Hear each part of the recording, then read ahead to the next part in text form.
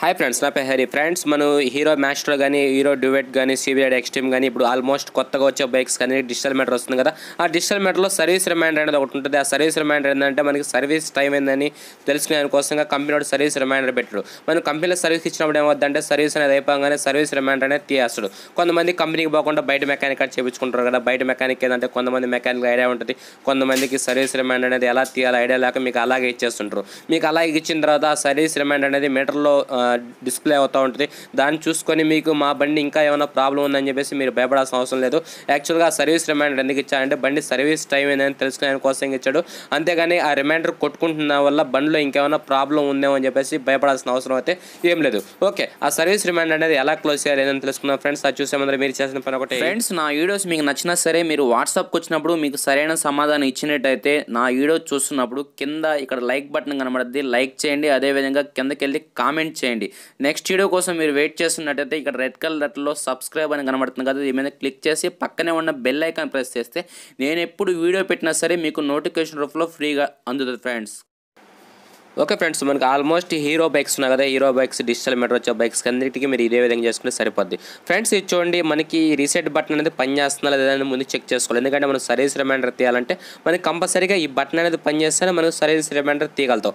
Okay, ఆ button పనిచేస్తుందా లేదని ఎలా తెలుసుకోవాలి? ఇప్పుడు ట్రిప్ రీడింగ్ ఉంది కదా, ఆ ట్రిప్ రీడింగ్ అనేది 0 చేద్దాం. అది కానీ 0 ఏంటంటే మనకి ఆ బటన్ పనిచేస్తుంది. ఆ బటన్ పనిచేస్తుందంటే మనకి కంపల్సరీగా సర్వీస్ రిమైండర్ అనేది తీయగలుగుతాం.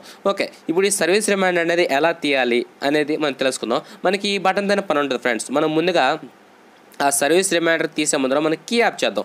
ఎందుకంటే కీ యాప్ చేసి మీకు ఫస్ట్ స్టార్టింగ్ నుంచి చూపిస్తాం. మనం కావాలంటే ఇప్పుడే చేసుకోవచ్చు, అయినా మీకు ఫస్ట్ స్టార్టింగ్ నుంచి క్లియర్గా అర్థం అవ్వాలంటే కీ యాప్ చేశాను.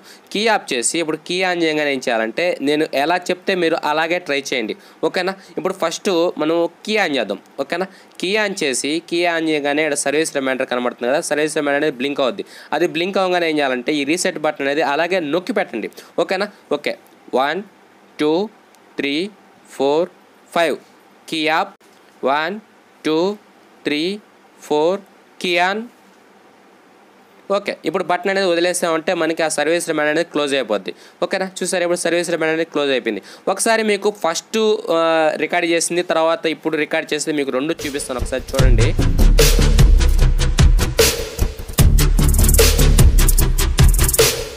ఓకే ఫ్రెండ్స్, చూసారు కదా, మనకి ఫస్ట్లో వచ్చేసి ఫస్ట్ది కనబడుతుంది, సెకండ్ వచ్చేసి సెకండ్ కనబడుతుంది. మనకి సర్వీస్ రిమైండర్ అనేది ఆఫ్ అయిపోయింది. మనం ఈ విధంగా హీరో బైక్స్కి అన్ని బండ్లకి ఇదే విధంగా మనం ట్రై చేసి ఆ రిమైండర్ అనేది ఆపుకోవచ్చు. దానివల్ల ప్రాబ్లం అయితే ఏం లేదు, దాని గురించి భయపడాల్సిన అవసరం అయితే అసలు అయితే ఏం లేదు. అది only service reminder, service time అయిందని తెలియజేసేదాని కోసమే కానీ మీ బండిలో రిపేర్ ఉందా లేదా అని చెప్పేదానికోసం అది కాదు. ఓకేనా? దాన్ని అర్థం చేసుకొని మీరు సర్వీస్ రిమైండర్ కావాలంటే ఈ విధంగా తీసుకుంటే సరిపోద్ది. ఓకే ఫ్రెండ్స్, మీకు కానీ వీడియో నచ్చినట్లయితే లైక్ చేయండి. మీకు డౌట్స్ ఉంటే నా వాట్సాప్ నెంబర్కి వాయిస్ మెసేజ్ చేయండి. ఈ వీడియో మీద మీ అభిప్రాయం కామెంట్ రూపంలో తెలియజేయండి ఫ్రెండ్స్. Okay, thank you. జై హింద్.